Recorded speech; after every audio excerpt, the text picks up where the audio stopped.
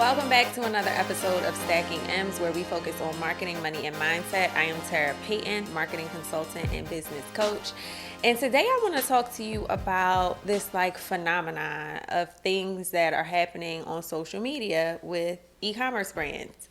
You may go online and you may see a brand that puts up a post and they sell out, right?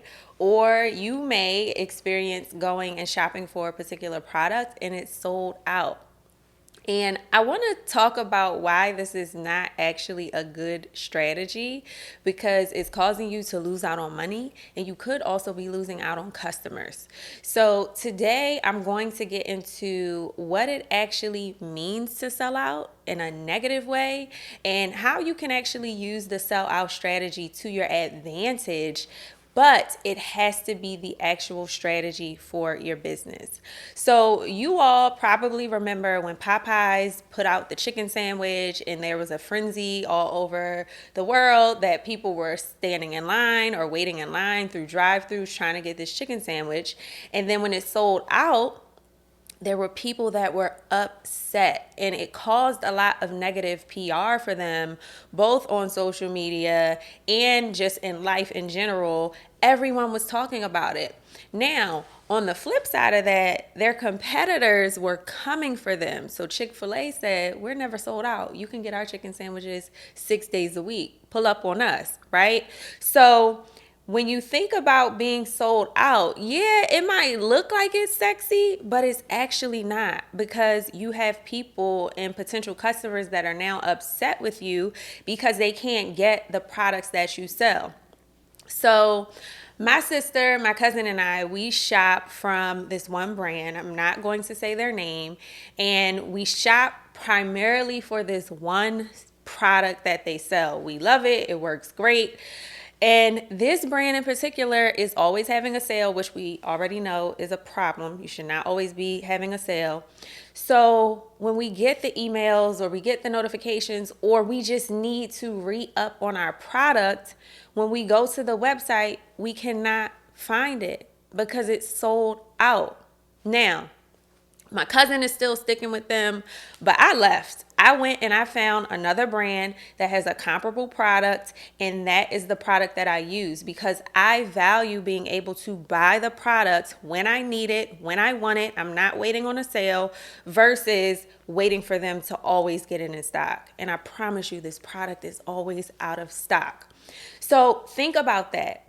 When your customers or potential customers are visiting your site, they're visiting your brand, you are promoting a product, right? Your best-selling product, but it's not available for people to purchase. There is the risk that you run that they are going to go somewhere else, buy something else, and no longer shop from your brand. So that happens in real life more often than not.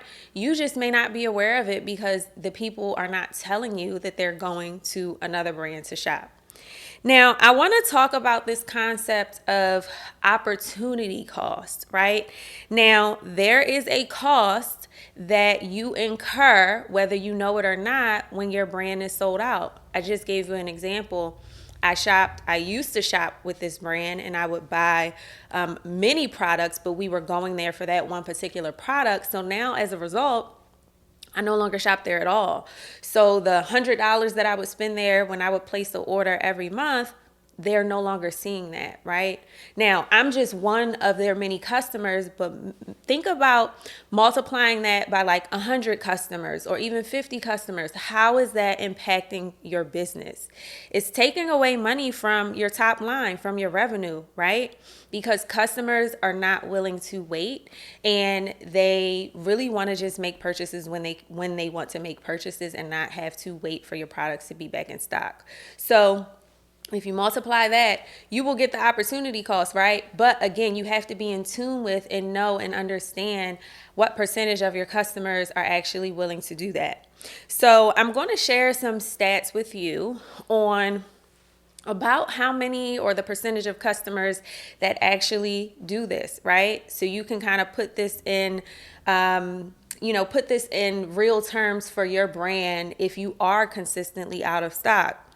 So on the first time that someone comes to visit your brand and your product is out of stock, 70% of people are going to leave, 69 to be precise, right? So 69% of people are going to leave when they come to your site and your products are out of stock. They're not going to shop with your brand, right? So think about what your average order value is, multiply that by 69%, or actually just do this. Go look at your abandoned carts. If you're out of stock, it's probably abandoned cart because you have a product that's out of stock that they wanted to buy that they can't buy, right? Another reason for abandoned carts. The second time that someone comes to your site and your product is out of stock, 50% of those people are going to leave, right? You've already lost some of those people the first time that they came, so now 50% are going to leave. And then if it happens a third time, 70% of people are going to leave and go elsewhere to shop with another brand. So that is really costing you money, whether you know it or not, right? You're not seeing the money. You're not seeing the people leave. Your metrics and your analytics on your website can show you where people are actually leaving, which I'm almost guaranteed that if you have an out-of-stock product, they're leaving because that product's out of stock. So some of the brands, I want to talk now about some brands that actually do this well and give you some examples of how you can use a sell-out strategy effectively, right? Because again, everything that we do goes back to strategy. Now, think about seasonal products. Starbucks does this really well. I know some of the brands that I work with do this really well. They have seasonal scented products for the holidays. A candle brand that I work with, they have fall collections, right? They're seasonal. They're only there for a period of time. That means that there are limited quantities, or they will only be producing those products for a period of time because they don't want to get left with additional inventory, right? So that is one way that it is done really well. Another way that it is done really well is with subscription boxes. So think about the different subscription boxes that you are familiar with. You may even be subscribed to a subscription box. They typically only have a set number of quantities every time that they launch or every month that they are available. And they do this because they don't want to be burdened with the additional inventory, right? So it makes sense for subscription boxes to have a sellout strategy, and they actually manage their inventory really, really well because they don't have to worry about keeping around additional products because they know precisely how many are going to be sold each time they drop the subscription box.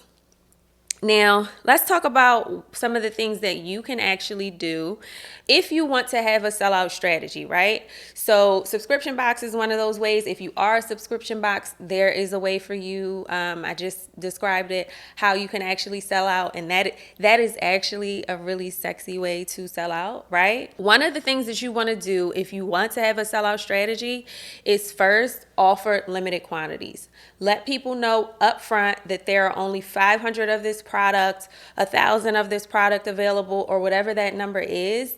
And as they are sold, have a countdown or a number ticker to show how many products are left available so that people know once it's gone, it's gone. Okay, one of the things that you want to consider doing when you want to have a sellout strategy is getting people to sign up and be on a wait list.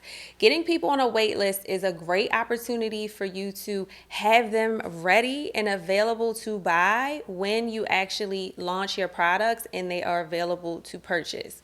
Now, what I don't want you to do is get people on a wait list and not communicate with them, right?